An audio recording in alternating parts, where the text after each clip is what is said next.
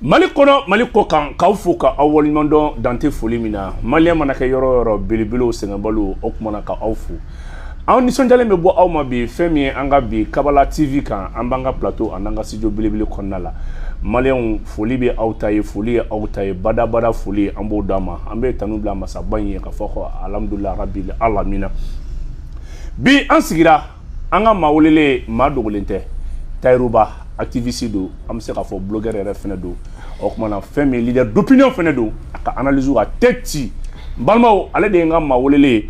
yani an ka don émission kɔnɔ an bɛ foli lase maa ma sɔgɔlen banna a ka abonné an ka page YouTube kan ale ni an ka chaîne YouTube kan ale ni an ka page Facebook ka taa bila o kumana Instagram fo ka taa bila TikTok la an ka bɔlɔlɔ sira bɛ fan o fan an b'a ɲini aw fɛ a ka abonné a bɛɛ kan nin ye laadala sigili ye nin ye émission ye min n'a bɛ ɲɛnamaya aw denkɛ fɛ Bubu Mabel Jawara bi maa welelen ye maa dogolen tɛ an bɛ Mali ko de la wayi kuranɛ kɔnɔna na Ala ko wa ma Muhammad illa rasulullah fa in mata aw qutila in qalabtum ala aqabikum Ala ye nin kuranɛ aya in jigi de ye parce que silamɛ dɔw kun donna silamɛya la Ala kira kama donc comme Ala de bɛ mɔgɔ kɔnɔko dɔn Ala ko kuranɛ kɔnɔ ko Muhammad i tɛ dɔwɛrɛ ye ne ka ciden kɔ i tɛ dɔwɛrɛ ye ne ka ciden kɔ n'i sara walima n'i fagara c'est pour te dire que même Ala y'a yira k'a fɔ kira bɛ se ka faga donc soit ni mɔgɔ ma sa Ala ka saya la i bɛ faga donc wa ma Muhammad illa rasulullah fa in mata aw qutila in qalabtum ala aqabin ko ni mɔgɔ de donna ne ka diinɛ na ne yɛrɛ ka kira cilen kama Bubu Mabel k'a tigi bɛ sigi a sen sabara kɔnɔna na ni mɔgɔ min donna diinɛ la i ma don Ala kama fo jɔn dɔ kama kira yɛrɛ kama Ala de ko tɛ kuranɛ kɔnɔ dɛ k'i bɛ sigi sen sabara kɔnɔ maintenant pour faire la métaphore ka transposer jamana ko nasira kan ne e bɛ jamana ko la bi na sisan misaliya la Tayiruba kama walima Bubu Mabel kama n'an sara an bɛ non fo janama i ka jamana ko bɛ dan yen kɛ a bɛ dan yen de ou bien n'i donna jamana ko la Asimi kama walima ou bien ko Choguel kama walima mɔgɔ dɔ kama n ka gidi n ka alimami kodɔnbaliya de don faamuyabaliya de don donc n'i bɛ jamana ko la les hommes passent mais le Mali est éternel manden bɛ lonbɔlanba i ko fiɲɛ kɔnɔ ji nka manden tɛ bɔn et Mali mɔgɔw b'a ɲɛna ko Mali daminɛna 1960 ça c'est une création artificielle Mali daminɛna Kumbi Sale de ka na Bamako 3e siècle après Jésus an ka nin jamana in c'est la plus vieille nation du monde an ka kɔrɔ ni Faransi ye Faransi masakɛ fɔlɔ a sigira 492 le roi Clovis mais o y'a sɔrɔ Ouagadougou Kaya Magaw bɛ u ka ko la Kumbi Sale walata donc c'est pour te dire que jamana ko n'a faamuyara e bɛ lafiya ne bɛ lafiya an ka bɔ mɔgɔ ko la i ka kuma filanan ye mun ye Bubu Mabel ko in bɛɛ tɛ Faransi ka problème de ya Bubu Mabel ne bɛ ɲininkali kɛ ɲininkalikɛla tɛ fili n'a fɔra e ma bi k'e ye Russie ka agent ye a bɛ digi i la wa a tɛ digi ne la munna a tɛ digi la parce que ne t'o ye 1 de 2 hali n'i y'o ye i ni Russie ka jɛ a kɛn bɛ gagnant parce que et puis ne yɛrɛ b'a dɔn bi Russie nafa bɛ ne ye si bɛ bonya a bɛ n bonya a b'i ka a t'a da don i ka seko la a t'a da don i ka dɔnko la n'i ko ne ye Vladimir Poutine ka agent ye o ka di ne n'i ko ne ye chinois ka agent ye a ka di ne mun de y'a diya n ye n fa tɛ chinois ye n ba tɛ Russie o parce que n b'a dɔn ne ni Russie bɛ jɛ mun na d'après colonel Sadio Camara partenariat gagnant sincérité hali teriya hali n'i y'a ye i bɛ dimi k'a fɔ ne ye karisa terikɛ ye n'i dimina i b'a sɔrɔ karisa in tɛ maa ɲɛnama de sinon ne ye alimami terikɛ ye o ka di bɛɛ ye o mais gulɔmina terikɛ quartier kɔnɔ n'a fɔra ko mun ye gulɔmina terikɛ o bɛ dimi donc n'an ko ko agent français don an k'u ɲininka mun de la u bɛ dimi mun de la u bɛ taa ni e Bubu Mabel ye tribunal la sinon n'i ko Tayiruba ye Russie ka agent ye ne tɛ c'est ridicule quoi a tɛ fosi kɛ ne na a tɛ foyi kɛ ne na e bɛ taa ni mɔgɔ ye tribunal la ko parce que k'e ye Russie ka agent ye ou bien k'e bɛ baara kɛ Russie ambassade bolo wa an tɛ tile o yɛrɛ de ka di e ye o mais an tɛ tile ka buruja n'a fɔra ko ne ni Russie ka surun ɲɔgɔn na ne yɛrɛ bɛ n disi gosi voilà mais n'i y'a ye a fɔ mɔgɔ minnu ma ko espion français don ko agent français don a bɛ digi u la an bɛ ɲininkali de kɛ sisan mun de kama a bɛ digi i la parce que Faransi man ɲi n'i ye fɛn fɛn suruku nɔfɛ dibi la Bobo Mabel a bɛɛ y'a dɔ ye. A bɛɛ y'a dɔ ye. Subaw français suba ye les petits espions là minnu b'an kɛrɛfɛ yan j'insiste je persiste c'est des espions c'est des agents olu ye suba ka fɔlɔw de ye. Maintenant kun mun na n'an ko c'est des espions 5e colonne a bɛ digi u la n bɛna kun f'i ɲɛna. I bɛ diɲɛ ta k'a lajɛ bi jamana 92 Nations Unies na olu de bɛ diɲɛ kɔnɔ bi a jamana fosi tɛ yen bilen minnu ye mɔgɔw mara ka tɛmɛ i n'a fɔ anglais portugais espagnol a jamana fosi tɛ yen bɛ n'u n'u ka mɔgɔ maralen kɔrɔw bɛ jɛ la tuguni kan kunta tɛ wari kunda tɛ mais mun pourquoi hali bi français jijalen do an ka ko la n'i taara fɛ Ghana o tɛ pays anglophone yan n'i taara Niger o tɛ pays anglophone yan les sentiments anti-anglais e b'o mɛn Ghana i delila k'o mɛn Ghanayɛnw e delila ka Ghanayɛnw bɔlen ka marcher ka Angleterre drapeau brûler wa non parce que ci wɛrɛ bɛ kɔɲɔmuso bala mun tɛ sɛsi bɔ ye anglais ye Ghanayɛnw ka indépendance d'u ma ka taa a don ni bi cɛ hali kala u t'a kari u ɲɛna et puis anglais ye baarakɛlaw de ye y'a mɛn n'i taara Guinée Bissau les sentiments anti-portugais i b'o mɛn yen nɔ parce que Guinée Bissau ni Portugal u tɛ ɲɔgɔn ye sira la bilen chacun pour soi Dieu pour tous n'i taara Angola i bɛ sentiment anti-portugais mɛn yen nɔ non donc n'i y'a ye dans les pays francophones français jamana minnu mara n'i ye fɛn o fɛn suruku nɔfɛ dibi la a bɛɛ y'a dɔ ye n'i y'a ye hali bi anw n'olu bɛ ka tabi kɛ ka tabi yɛrɛ kɛ ka ba masara ka sɔ sara da dakun dɔ de b'an cɛ hali bi oui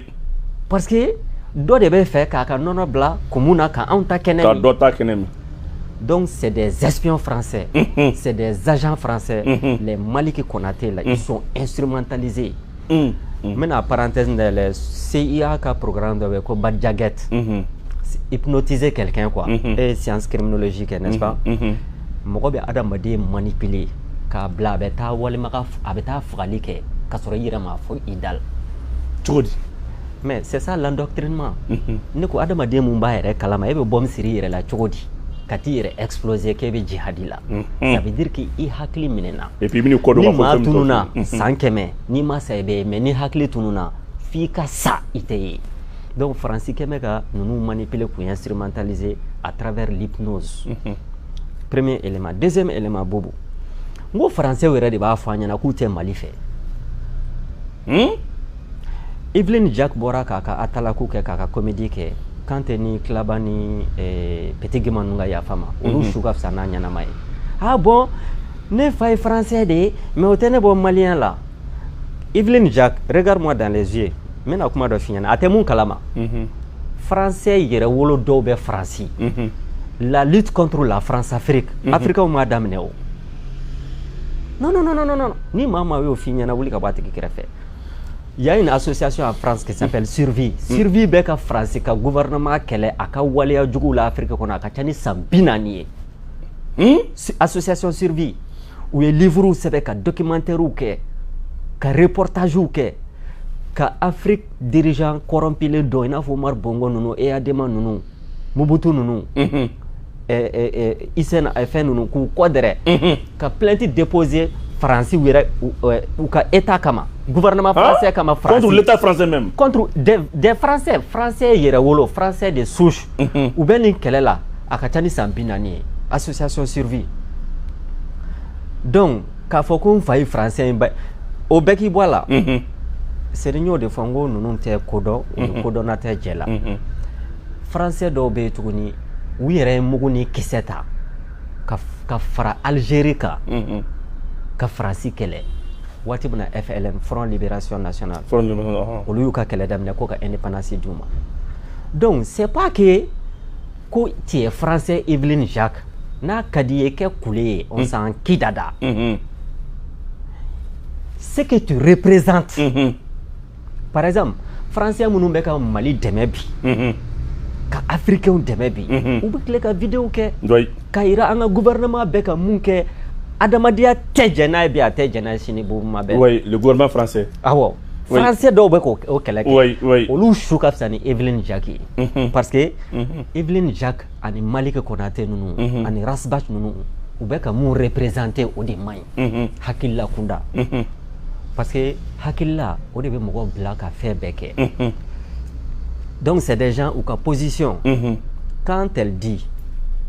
ko Faransi an ka partenaires de ye n ko kodɔnbaliya ye dibi de ye quoi a ye tiɲɛ fɔ mais tiɲɛ bɔra ngalon da an ka partenaires do kɛ mais a k'a fɔ an ɲɛna an ka partenaire modèle jumɛn don Surukuba ni Bakɔrɔni ka partenariat bɛ yen o mais a da ka di jɔn na a da ka di Suruku de la donc effectivement ngalon de bɔra tiɲɛ da tiɲɛ bɔra ngalon da mais an ka partenaires do mais partenaire modèle jumɛn don c'est comme Youssouf Mangara ces soi-disant journalistes là o fana taar'i sigi ka analyse bidon ninnu kɛ bon aw bɛ bɔ ka armée malienne sankɔrɔta ka matériel marqué fɔ mɔgɔw ye an bɛna don propagande yɔrɔ la Youssouf Mangara bɔra ouverture média ka pour dire que bon Mabel bon ni arme ni arme o de dira an ma arme dɔ bɛ yen hali Russie yɛrɛ tɛ se k'o di Mali ma o ye puissance yɛrɛ ka ko ye ko an ka tila ka kuma bɛɛ to DIRPA ka kuma ma Boumabel min ɲininkalikɛla tɛ fili ale yɛrɛ tɛ ka baara kɛ dans le cadre de la liberté d'expression ale yɛrɛ tɛ k'o défend wa comment ale yɛrɛ bɛ tila ka bɔ k'a fɔ ko maliyɛnw ka DIRPA dɔrɔn lamɛn o kɔrɔ ye mun ye ni mɔgɔ wɛrɛ kuma wɛrɛ fɔ kuma min tɛ DIRPA ka kuma kɔnɔna na i bɛ minɛ ale petite cervelle tɛ k'a ka hakilila fɔ parce que ale ko nin avion de dira an ma nin tɛ sɔn donc ça veut dire que tellement a tɛ ko dɔn donc ale yɛrɛ bɛ ka liberté d'expression kɛlɛ de manière bête et inconsciente et Boumabel ni ne ko n ko maliyɛn bɛɛ ka DIRPA ka kuma lamɛn mais ne kɛtɔ k'o fɔ ne yɛrɛ bɛ tila k'a fɔ arme dɔ bɛ taa a bɛ taa nin bɛ sɔrɔ nin tɛ sɔrɔ ne yɛrɛ bɛ DIRPA la dun m'o fɔ ne yɛrɛ bɛ ka liberté d'expression bila en danger oui donc voilà des gens u bɛ t'u sigi k'u yɛrɛ tromper i n'a fɔ Ala ko kuranɛ kɔnɔ cogoya min na summun bukmun umyun fahum la yarji'una u ɲɛ fiyɛnen don u tulo gɛrɛnen don u dusukun gɛrɛnen don o tɛ segin u kan fo Ala ka lajaba jigin u kan wa iza laqul lezina amanu qalu amanna ko n'u ni mu'minu ni silamɛw ɲɔgɔn u b'a fɔ anw b'aw de nɔfɛ anw fana ye silamɛw ye anw ye mu'minu ye Bubu Mabel wa iza khalaw ila shayatinihim qalu inna ma'akum innama nahnu mustahzi'una ko mais n'u seginna ka t'u ka sɛtanɛ ninnu nɔfɛ français k'u b'a fɔ anw bɛ ka maliyɛnw nanɛgɛ k'an moquer b'u la de quoi Allahu yastahzi'u bihum ko ne Ala bɛna moquer bɔ aw la wa yamudduhum fi tughyanihim yamahuna n bɛ tila ka aw su ka bila aw ka nin dingɛ in n'aw ka nin fili in kɔnɔna na fo janɛmɛ kɔnɔna na Youssouf Mangara Evelyn Jacques Rasbach ani Malik Konate ninnu u b'o de la quoi donc voilà des gens inversion totale des valeurs donc n'u la Bubu bɛ mun fɔ e ma Bubu bɛ tɔgɔ ɲini na Bubu bɛ wari ɲini na propagandiste ko wari dira n bɛna propagande yɔrɔ f'i ye o wari dira a ma Bubu n bɛ ɲininkali kɛ ɲininkali tɛ fili e bɛ mun tɔgɔ ɲini bilen Bubu Mabel Jawara kɔfɛ o tɔgɔ in b'e la ɲinɛ a san joli ye a mɛnna tu as quel âge bon a kɔni mɛnna san 40 tɔgɔ kelen mun b'i la ouais i fa b'i wele la i ba b'i wele la ni tɔgɔ ko don tɔgɔ dar'i la ka ban donc mɔgɔ minnu b'a fɔ k'u bɛ tɔgɔ ɲini na o tɛ ko dɔn kelen mais par contre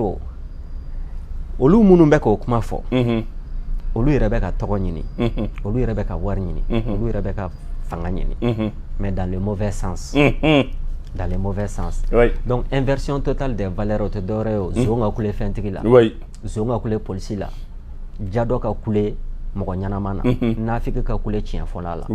an b'o de la quoi donc parce que tout simplement à défaut de battre Bubu Mabel ni argument à défaut de battre Tayiruba ni argument ye nkalon neni ani ka taa Mali justice tɔɔrɔ fu ni mana ko ninnu na ko plainte ko k'olu ka dignité ko k'o jɛ aw ka dignité bɛ ko mais il va falloir que u ka sɛgɛkatani ni safinɛni ta ani fu ta k'a tereke kosɛbɛ dɛ sinon kasa mun b'olu la Mali justice tɛ se k'olu ka dignité laver k'u ka honneur laver mais Tayiruba donc propagande yɔrɔ son n bɛ kuma di ma i bɛ ok on continue propagande tubabuw de y'a créé jamana mun bɛ propagande kɛ ka tɛmɛ diɲɛ jamana bɛɛ kan a daminɛna Amérique de Hollywood Bubu Mabel an bɛɛ fitinima ye cinéma lajɛ o Américains ka commando kelen bɛ taa Vietnam jamana kelen ti ka ban pe an fitin ma ko mi tagara ko commando arambo en dinin 3 commando ani ba da wala ne ko mun kama americain Vietnam ya datu la awo mais una na ni cinéma e ka propagande ke mo kelen mi ta dugu ci am farafu mo la jarabu finalement ban ngolo la ko ils sont super puissants ka soro malo senana u ye tadaw kula akira o de propagande mais taruba oro la Vietnamien ko armée konna la ba kalama ku ka uka lancer roquette kili a bilbil balama do quoi mais ba do ko moyen kunte ka ta ka sunya aka ti wala sa ka se ka Vietnamien American ko city tiblu do atteint ou kumbe a obi nunta ka di surasi duruma u b'a siri nuguso kɔfɛ ka kulu jigin ka kulu yɛlɛ o de la ngo sɛnɛkɛlaw malo sɛnɛnaw la première puissance au monde malo sɛnɛnaw de y'u gosi tu sais pourquoi u ser'u la parce que américains ye kɔbaw tigɛ ka bɔbaw tigɛ ka bɔ fo Amérique ka taa bɛn wali jamana kan i n'a fɔ Faransi fana ye kɔbaw tigɛ ka bɔbaw tigɛ kana bɛn Mali kan donc ni hakili dɔɔni bɛ mɔgɔ min na i bɛ Mali de dɛmɛ wa walima i bɛ Faransi de dɛmɛ donc propagande Hollywood a daminɛna Amérique de c'est vrai CNN américain ka chaîne dɔ bɛ yen u ye diɲɛ bɛɛ dominer ngalon ni fɛn na France 24 ni RFI ninnu y'olu tiɲɛ tabagaw de donc ni olu nana kan bɛ et puis olu bɛ ka propagande kɛ pour que ka diɲɛ dominer ka taa walidenw ci ka taa walifaw faga ka taa walibaw faga ka wali jamanaw ci ka wali furuw sa ka réfugiés créer diɲɛ kɔnɔ olu ka propagande c'est dans ce sens là Bou Mabel elle ne bɛ propagande mun na on appelle ça la propagande patriotique et légitime est-ce que an ko Mali armée ka wuli ka taa Côte d'Ivoire ci wa an ko Mali armée les femmes montent en puissance ay taa Burkina nɔfɛ yan les femmes montent en puissance ay taa France dominer wa an ko les femmes montent en puissance Boubou Mabel walasa ka Maliens de ni lakana dans la frontière c'est aussi au propagande c'est ça qu'on appelle la propagande légitime et patriotique wali chini n'a digira la Europe n'a ba chien fo ka tigɛ an t'a dabila fo fini bɔ nɛrɛ bɔ donc propagande ni fɛn ninnu kuma lankolon de don u b'a fɔ pour que ka des gens comme toi Boubou Mabel k'aw la décourager aw ka kɛlɛ la k'a yira aw la an ka taa dɔɔni ni Faransi ye ne ko san 400 jɔnya san 70 colonisation san 60 néocolonialisme depuis ni Samori babemba nunu bɛ ka ban masaraka sɔ sarada fo bi hali bi n'aw ko kan ka taa dɔɔni ne t'a dɔn olu bɛ rythme mun nɔfɛ sisan et puis an bɛ ka taa ni rythme mun ye an ka rythme yɛrɛ tɛ dɔwɛrɛ c'est la France qui nous impose i de la k'a f'i ka analyse dɔ la n'i ye ko in lajɛ diɲɛma jɔnnen la a daminɛ don ni bi cɛ Mali m'a fɔ ko France ka taa Mali ko bana mun banna a sera an kolo la aw bɛ ka fura mun d'a ma a tɛ ka ban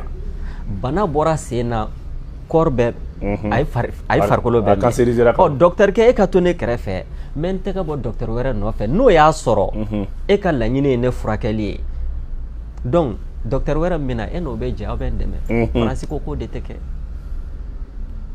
banabaatɔ tɛ nɔgɔya ale tɛ taa donc ni hali CEDEAO fana c'est olu de bɛ ka rythme imposé Mali kan donc on bɛ k'an défendre Mali bɛ légitime défense de la donc Boubou Mabel quand ils disent aw bɛ propagande la ninnu y'an ka partenaires ye an ka taa dɔɔni ngalon siɲɛ de bɔ ka bɔ ngalon da matin midi soir mais politique mun don a dabɔlen don a kama quoi a dabɔlen don a kama pour que ka doute ani ka tigɛ ɲɔgɔnya ka tigɛ ɲɔna k'a ɲɔ ɲɛ Mali kɔnɔ parce que tigɛ ɲɔna in tɛ dɔwɛrɛ ye Boubou Mabel Maliens bɛ tile ka e wele u bɛ ne wele u b'a fɔ karisa a kana janfa i b'a kun dɔn wa parce que n'i y'a mɛn an ka taa kununko yɔrɔnin na kununko yɔrɔnin de ma ja mɔgɔ minnu nana cunkan ni balaka wuli kɔnɔna na i n'a fɔ rasa ninnu ka na jeunesse détruire ka mɔgɔw bila nɛni na ka mɔgɔw bila dɔgɔyalima la analyse tɛ kɛ disi koloni bɛ gosi mèche b'i kunkolo la k'e rasta ye rastafarisme yɛrɛ filɛ c'est une idéologie pervertie maa maa b'i yɛrɛ kalama i tɛ don a kɔnɔ parce que yahudiyaw ka miirilasiw de don y'a mɛn yan donc kana ka jeunesse détruire mɔgɔw ma kalan ni n ko kalan ni kodɔn tɛ kelen ye c'est-à-dire tu n'as pas besoin ka t'i sigi pan kan ka kɛ professeur walima ka kɛ politique bɛ kalan de politique bɛ kalan cogo di kɛlɛ ninnu ma daminɛ bi an ka jeliw an ka seko n'an ka dɔngɔ bɛ minnu bolo olu sababuya la an y'a dɔn Sunjata kun ka taabolo ye mun ye olu ka sababuya la an y'a dɔn Babɛba ninnu ka taabolo kun ye mun ye u tɛ janfa kɛ u tɛ nkalon tigɛ u tɛ sonyɛni kɛ u tɛ jɛnɛya kɛ u tɛ bɛn mɔgɔ kan maintenant Modibo Keyita ninnu an y'a dɔn fana tariku kɔnɔna na an ni a kɛrɛlamɔgɔ minnu ye ɲɔgɔn ye a ka taabolo ye mun ye Mali mɔgɔ ɲɛnamaw ka taabolo ye mun ye kɛlɛ ninnu bɛ kalan de ye n'i y'o dɔn sisan e bɛ sɔrɔ k'i ta fa dɔn a kɔnɔ mais Cunka ani Balaka wuli dɔ ka na dɔrɔn ko choqué pour éduquer i bɛ fɛ ka maa maa éduquer i t'a choqué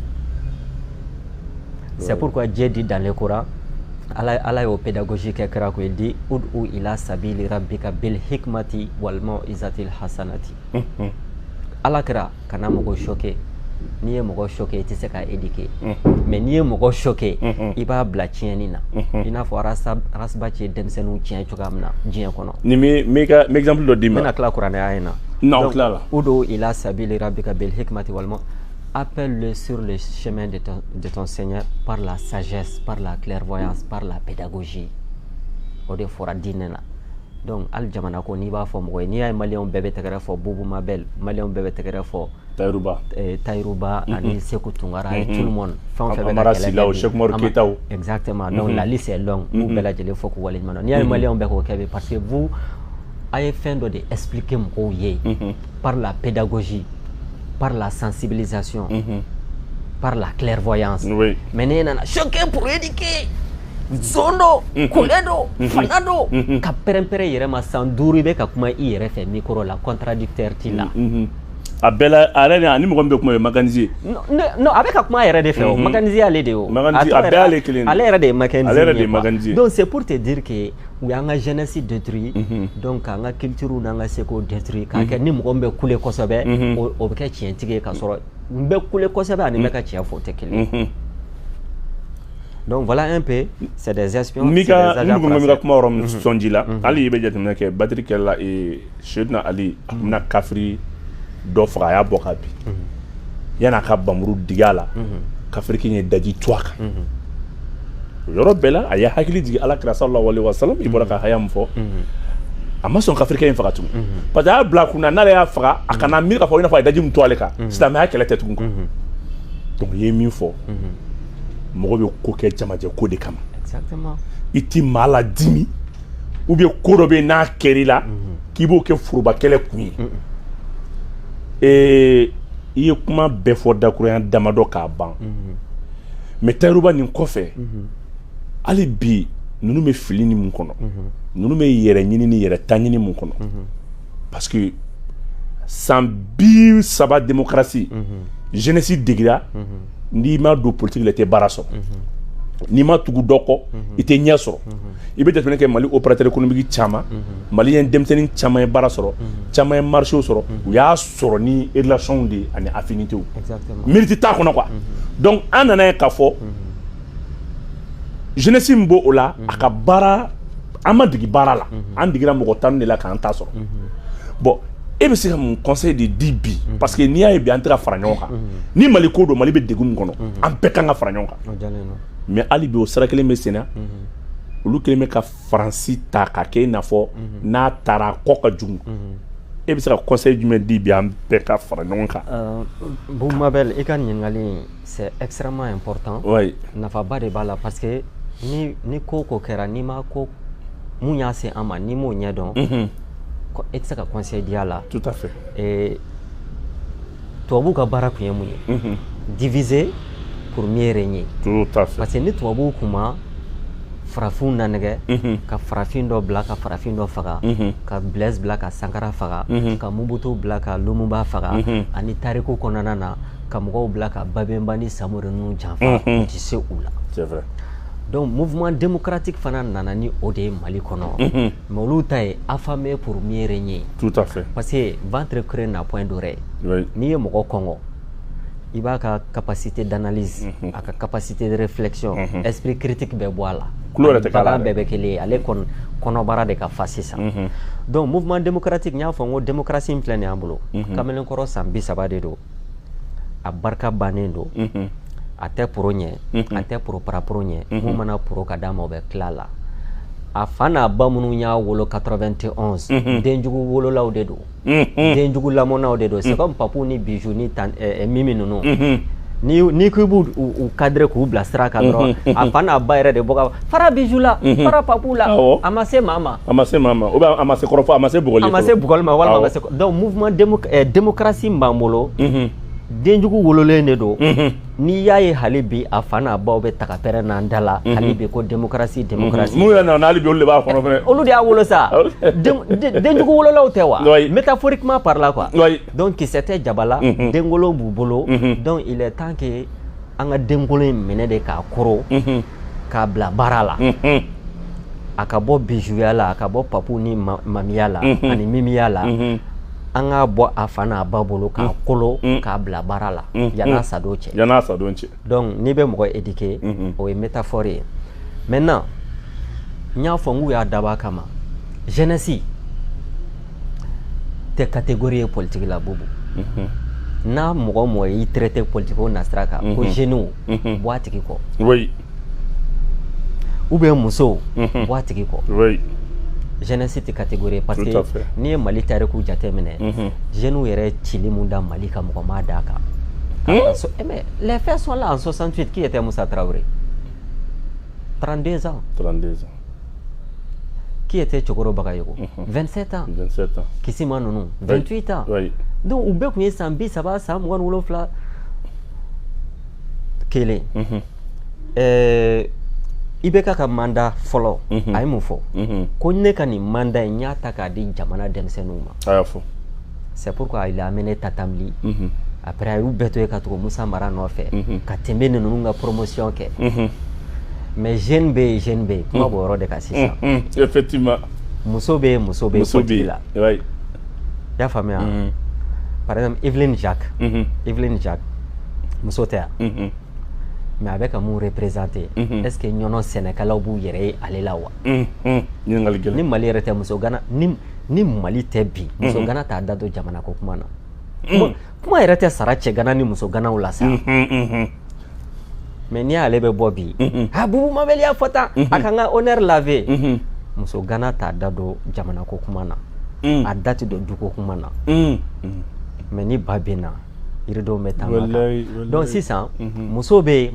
yen an ka muso minnu bɛ baara kɛ Kucala kɔrifɔnɔw kɔnɔ Sikaso kɔrifɔnɔw kɔnɔ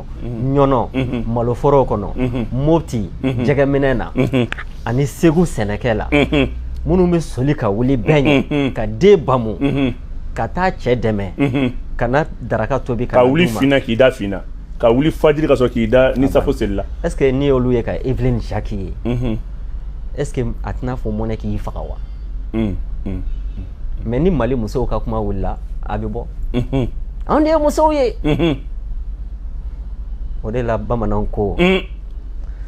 ni musobakɔrɔ fagona k'a b'a fɔ ni ne kun kɛra cɛ ye ko hali ni ye kulusi don a la a tɛ se ka sɛ dabɔ ji la donc Evelyne Jacques ɲɔgɔnnaw de b'an bolo muso Ganaw don k'olu bɛ musow ka kɛlɛ kɛ olu bɛ Mali ko kɛlɛ la jeunes wɛrɛw fana b'an bolo Abdul Niang ninnu Rasbash ninnu Maliki Konate ninnu olu fana de bɛ kɛlɛ la ko a bɛ ta mais est ce que olu ka catégorie ani Bubu Mabel ni Tayiruba ninnu patriotes est ce que an ɲɛ kelen ye o an ka jan ɲɔgɔn na donc n'i ko an ka fara ɲɔgɔn kan du sɛbɛla kuma tɛ sara duden bɛɛ la mais o kɔrɔ tɛ k'aw bɛ ka duden tɔw janfa du sɛbɛla kuma dɔw bɛ yen ne kɔni ye mun ye ne ye Seku ka den de ye du kuma dɔw bɛ yen i fa ni ba de bɛ taa ɲɔgɔn fo soju la e ma ye ni denmisɛnninw gɛrɛ la a ye ta ka bɔ yen mɔgɔkɔrɔbaw bɛ kuma la mais u tɛ ka complot kɛ denmisɛnninw kama o parce que i b'a sɔrɔ kuma ka girin u ma du kungo de don wa n'a ɲɛnabɔra a nafa bɛ se olu fɔlɔ de donc Maliki Konate ni Rassa ni Evelyne Jacques ni Ouverture Media ka équipe la Lafine équipe la des présumés proxénètes la minnu bɛ ka jɛnɛya audio a virtuel lama a n'a oral lama f'u yɛrɛ bɛ sentiment sɔrɔ a la n'i y'u lajɛ c'est pas o tɛ injure o ye constat de ye constat psychologique de don quoi parce que ni mɔgɔ bɛ to ka jɛnɛya ko kuma fɔ kuma bɛɛ i yɛrɛ b'a ye a bɛ exciter a yɛrɛ ma quoi e m'a ye ils sont tous des hystériques u bɛ kule n'u yɛrɛ u ɲɛw bɛ wawa u bɛ taa ka na ils sont excités donc bana de don donc n'an y'olu ye bi n'i ye fara ɲɔgɔn fɔ olu t'a la u tɛna don a la u tɛ don a la u t'a la u tɛna don a la mais an tɛ ka complot k'u kama parce que du sɛbɛla kuma tɛ sara duden bɛɛ la donc pour leur propre intérêt Bou Mabel ani patriotes de b'u bolo di ɲɔgɔn ma u kɛlɛ fo fini bɔ nɛrɛ bɔ mais e ka nin nas e bɔra ka nin min fɔ mais bi an bɛ se k'a fɔ an balimakɛ Abdul Niang ale nana fɔlɔ a tun bɛ posture min kɔnɔ n'o ye transition lagosili ye i n'a fɔ hali ne yɛrɛ fɛnɛ tun b'o kɔnɔ quand je faisais la politique n fɛnɛ hakili sɔrɔ n seginna ka na mais ale nali ni san cɛ i bɛ taa sɔrɔ ale ka kɛlɛ bɛɛ bɛ fara-farali de kan bon i b'a ye k'a fɔ k'an to IBK nɔfɛ an ye ne ka IBK la bi parce que olu de an ka ɲɛsin IBK ka programme fɔli ma IBK ye ɲuman min kan an k'o fɔ an y'o to yen ka na mɔgɔw ça fait ka combat individuel ta et puis an ka cible ye personnalité minnu bɛ k'u kɔ don ɲɔgɔn ma ka tension wuli ni ɲɔgɔn cɛ bon ale yɛrɛ fɛnɛ na transition kɔnɔ o fɛnɛ taabolo de b'a bolo i bɛ taa sɔrɔ a bɛ ka activiste dɔ indiqué nin ye farilankolon ye nin ye naloma ye ou bien a bɛ k'a fɔ n tɛ Choguel fɛ n bɛ nin fɛ est ce que bi o taabolo kɔrɔ in n bɛna parenthèse dɔ dayɛlɛ ok a dayɛlɛ a taar'i sigi a ka plateau dɔ kan pour dire que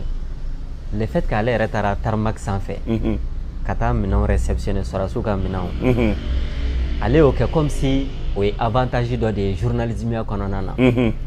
kodɔnbaliya de ye dibi ye quoi a bɛ fɔ de ma un journaliste événementiel n'i ma invité wulu welelen bɔgɔ ka di sango wele bali n'o y'a sɔrɔ c'était un vrai journaliste d'investigation i n'a fɔ a bɛ k'a yɛrɛ qualifié cogoya min na depuis minɛnw bɛ en instance de commande ale tun bɛ bɔ ka information di ça qu'on appelle ka mɔgɔw kunnafoni yanni ko ka kɛ mais an taalen cérémonie de remise la o ni e taar'i yɛrɛ ye sanfɛ aéroport la n'i y'o kɛ comme si o ye qualité dɔ de ye c'est un journaliste événementiel bon o ye réseau ko ye n'importe qui Mali kɔnɔna na n'a relation ni tun b'i la i bɛ se ka t'i yɛrɛ sɔrɔ aéroport sanfɛ kelen a filanan a ko politologue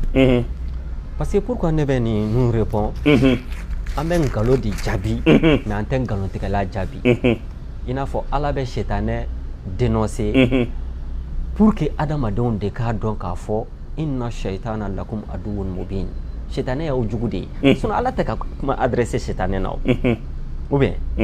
mais adamadenw de ka d'a ye i n'a fɔ Mali ka di e ye maliyɛnw ka di e ye tu es obligé ka nin fɛn ninnu rétablir o kɔrɔ tɛ Abdul Niang est important il ne représente rien du tout o kɔrɔ tɛ Rasbach il est important il ne représente rien du tout Mali Konaté Evelyn Jacques ninnu u bɛɛ bɛ ten quoi donc ils sont pas importants mais on est obligé ka kuma de pour que maliyɛnw k'a dɔn mɔgɔ minnu don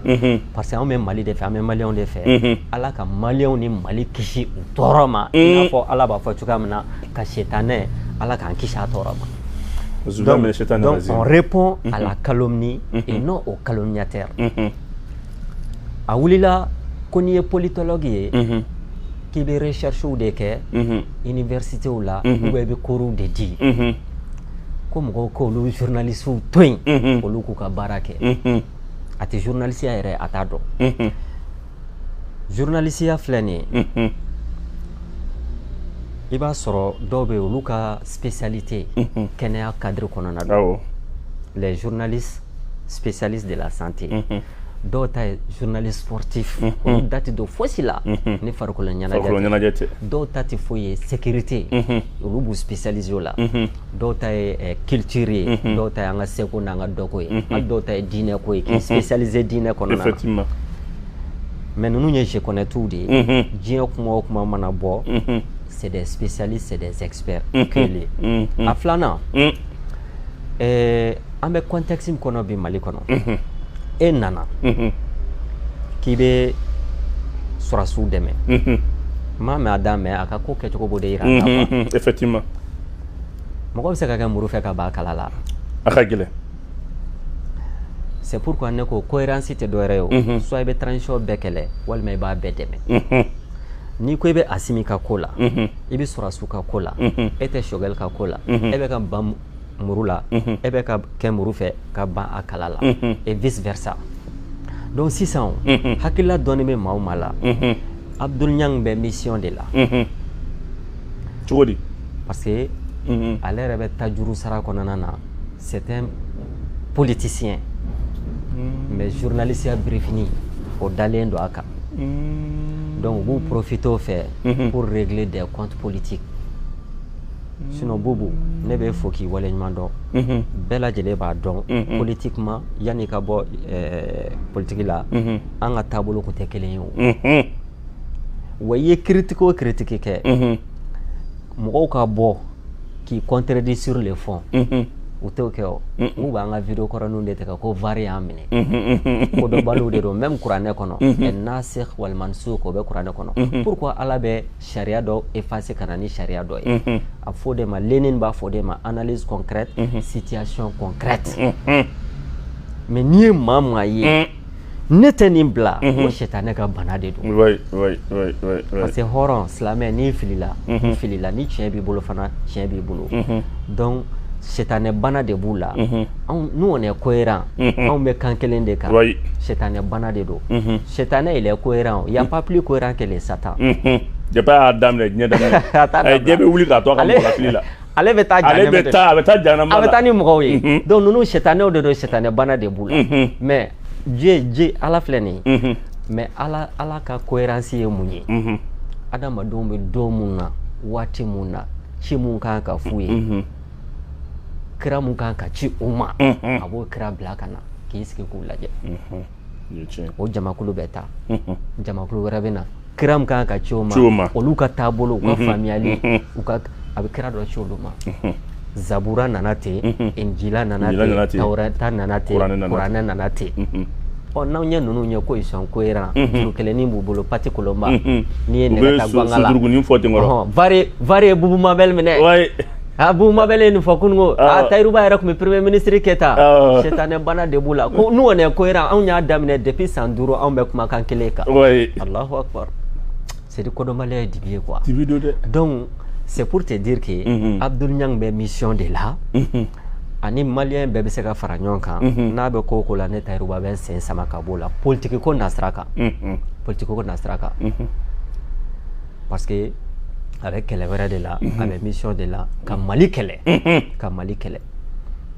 donc tout le temps shogel c'est pour régler des comptes politiques donc an bɛ fara ɲɔgɔn kan anw minnu ka faamuyali ye kelen ye anw minnu ko mɔgɔ ko dɔn bɛ i ko bɛ dɔn tɛ anw minnu ko kɔnɔkulu jɛlen de bɛ bi fɔ anw minnu ko baw yɛrɛ dama ka to ɲɔgɔn na ka fisa suruku ka don an tu la Mali ni maliyɛnw kama an bɛ dimi muɲu k'a kɛlɛ kɛ n'a ɲɛna a ɲɛna an bɛɛ ye n'a tiɲɛna fana a tiɲɛna an bɛɛ ye donc ne kɔni y'a faamuya ka taa nin côté de non i ka nin walanwalalen don Tayiruba hali bi an bɛ foli d'i ma ayiwa an bɛ fɛ i ka e ye leader d'opinion ye politique ko i bɛ dɔɔnin don a la hali n'a sɔrɔ i ka taaboloba tɛ an y'a ye k'a fɔ loi électorale min taara u ye organe indépendant min sigi n'an b'a wele nanzarakan na ko EJ maa naani min kan ka bɔ politicien tu la u ma bɛn a la a bɛ ka kɛ kɛlɛ ye est-ce que bi nin tɛ jo di gouvernement ma a kun nana ni projet de loi min ye k'a fɔ ko ka ko in kɛ concours ye bi est-ce que nin tɛ jo d'a ma wa ka taa 91 la fo bi n'a fɔra ko nin ye politiciens niyɔrɔ ye misaliya kelen pewu fɔ ɲɛna u bɛnna mun kan ne hakili tun t'a la a tɛ yen u tɛ se ka bɛn a kan i y'a mɛn wa parce que tout simplement Mali ko tɛ place ko kɛlɛ de don comme loi électorale je pense que o ye ne ka hakilila ye constitution kura bɛna kɛ la constitution prime sur une loi tout à fait bon ne est-ce que an bɛna constitution kura min kɛ a bɛna valider ka ni loi in dengu ɲɔgɔn na ou bien loi in de bɛna don a kɔnɔ ka ni constitution dengu ɲɔgɔn na donc je pense que c'est pour que constitution kura min bɛna voter sisan an k'an jija an ka laɲini fɛn o fɛn Mali kura la donc k'a don o kɔnɔna na o ye loi ko in bannen tout à fait donc voilà non il y a solution suruma yɛrɛ ye exactement et puis a tɛ taa ka nin dan yɛrɛ fɛnɛ parce que n'o kɛra o bɔ gouvernement ni CNT ko la ka kɛ jamanadenw ka ko ye là maintenant il y a un référendum qui est là a bɛ tɛmɛ référendum fɛ o y'an bolo o fɛn kɔnɔ mais Tayiruba yana an ka taa ɲininkali laban na constitution kura min ka don n'i ye e yɛrɛ ɲininka e ye ɲininikɛla ye i bɛ analyse baden caman kɛ e bɛ se ka mun de fɔ min kan ka ye constitution kura in kɔnɔ ne ka jateminɛ na fɛn fɔlɔ min kan ka y'a kɔnɔna na o ye mandat impératif c'est-à-dire k'a kɛ ni élu la parti mun kɔnɔ walima lisi mun kan n'i y'o parti bila walima k'o lisi bila ka taa tɔn wɛrɛ la i bɛ bɔ députéya la i bɛ bɔ maire-ya la parce que o de kɛra Mali yɛrɛ démocratie cancer ye donc mɔgɔw bɛ députéw sɔrɔ parti dɔ bɛ t'u san parti minnu ni kisɛ t'u ka jaba la mais wari b'u kun u bɛ députéw caman san du jour au lendemain u bɛ kɛ parti ba ye donc ka o dabila Mali politique ko la o yɛrɛ misali ye mun ye Elhaji Ibrahim Boubacar Keïta waati Asma yɛrɛ kɛra deuxième force politique ye assemblée kɔnɔ ka sɔrɔ a ma tɛmɛ urne fɛ député 27 parce que tout simplement ne tɛ jigi Asma la ne bɛ jigi de maliyɛnw y'u ka danaya da député minnu kan Asma nɔ tɛ o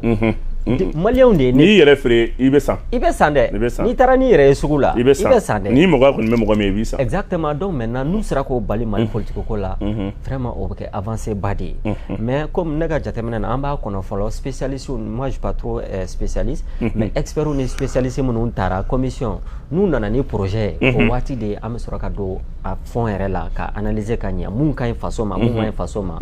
je pense que ala ka sini kɛnɛya d'a ma an b'o analyser k'o décortiquer ɲɔgɔn ala ka sini kɛnɛya d'a ma Tayiruba vraiment nin ye belebele mun bɛ dan sigi an ka bi baro la